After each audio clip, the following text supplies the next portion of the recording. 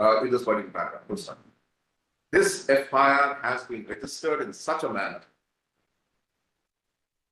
leaving sufficient space open so that if it is challenged under the erstwhile section 482 of the CRPC, the same may be quashed because it is deficient in material particulars of the actions which constitute each of the specific offences. Full stop. However, in order to ensure that the said subterfuge does not take place, this court directs that the entire order of 14/5/2025 shall be read as a part of paragraph 12 of the FIR for all judicial and quasi-judicial and investigative processes. High court के justice ने इस FIR को पढ़ते हुए कहा कि जिस तरह से इस एफआईआर में एक्यूज के एक्शन के बारे में कोई जिक्र नहीं है, उसने क्या किया, क्या गुनाह किया, क्या बोला, इसका कोई जिक्र नहीं है, जबकि एफआईआर में यह दर्ज होना जरूरी है।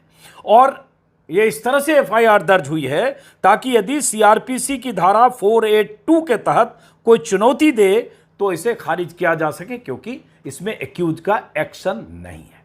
अब इस एफआईआर में क्या है? ये एफआईआर दर्ज हुई है जो इस पन्ने पर, पहले पन्ने पर है। इसमें लिखा हुआ इंफॉर्मेशन रिसीव्ड, थाना में जहां सूचना प्राप्त हुई 7:55 पर 14 तारीख को, यह मानपुर थाना में, और जनरल डायरी रेफरेंस रोजनामचा संदर्भ एंट्री, उसमें एंट्री नंबर है और लिखा हुआ है 14/5/25 को 11:23 पर एफआईआर दर्ज हुई। अब जरा सोचिए, 12 बजने वाले थे, 12 बजते ही तारीख बदलती, 11:23 पर एफआईआर दर्ज करने का क्या मतलब है जब सूचना 7:55 पर पहुंची।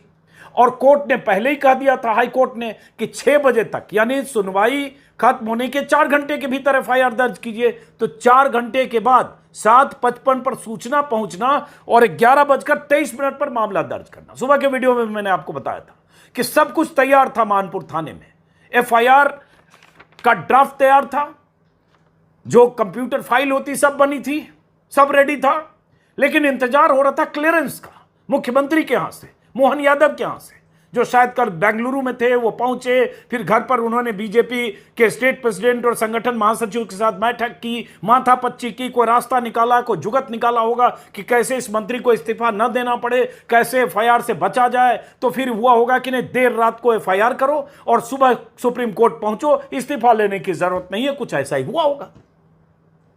और जब मुख्यमंत्री के यहां से क्लियरेंस आया, उस क्लियरेंस के बाद 11:23 पर यह एफआईआर दर्ज हुई। लेकिन एफआईआर में ऐतराज जो जस्टिस श्रीधरन ने जताया, इसमें जैसे लिखा हुआ है, फर्स्ट इंफॉर्मेशन कंटेंट, प्रथम सूचना तथ्य, मैं थाना मानपुर के उप निरीक्षक के पद पर पदस्थ हूं। 12/5 को थाना मानपुर के ग्राम रायकुंडा में हलमा कार्यक्रम का आयोजन था। उस कार्यक्रम विजय शाह द्वारा आम सभा को संबोधित किया गया। उनके संबोधन के कुछ अंश इलेक्ट्रॉनिक और सोशल मीडिया में वायरल हुए। मीडिया में प्रकाशित उक्त संबोधन का माननीय उच्च न्यायालय जबलपुर द्वारा स्वमेव संज्ञान लेते हुए, और जो कहा गया वो उसमें एक पैराग्राफ लिखा हो, यह भी जस्टिस श्रीधरन ने अपनी अदालत में पढ़ के सुना और इसी पर एतराज किया।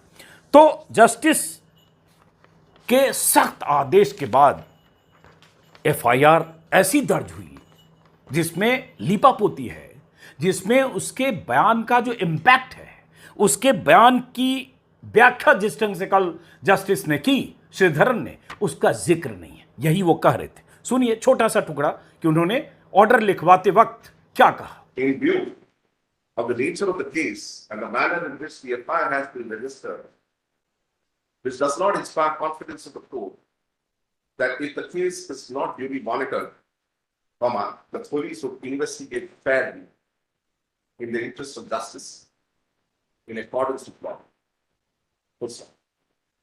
Under the circumstances, the court feels compelled to ensure that it monitors the investigation without interfering in the independence of the investigating agency, but only to the extent of monitoring that it acts fairly in accordance with law, without being influenced by any extraneous pressures or directions.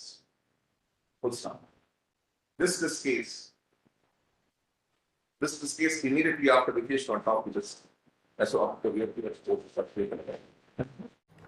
High court ने साफ साफ कहा कि जिस तरह से FIR दर्ज हुई है उससे कोर्ट को भरोसा नहीं है। अगर केस को ठीक से मॉनिटर नहीं किया गया तो पुलिस इसकी जांच ठीक से नहीं करेगी, इसलिए इस मामले को मॉनिटर करेगा कोर्ट ताकि जांच कानूनी दायरे में हो सके। और यहीं से मंत्री की तो समझिए बहुत बड़ी मुसीबत शुरू हुई है। यह अलग बात है कि अभी बीजेपी को तय करना है कि इतना कुछ होने के बाद, हाईकोर्ट से ऑर्डर होने के बाद, एफआईआर दर्ज होने के बाद, उस एफआईआर पर फिर हाईकोर्ट की तरफ से धज्जियां उड़ाए जाने के बाद, सुप्रीम कोर्ट से राहत न मिलने के बाद वो मंत्री कुर्सी पर बैठा है।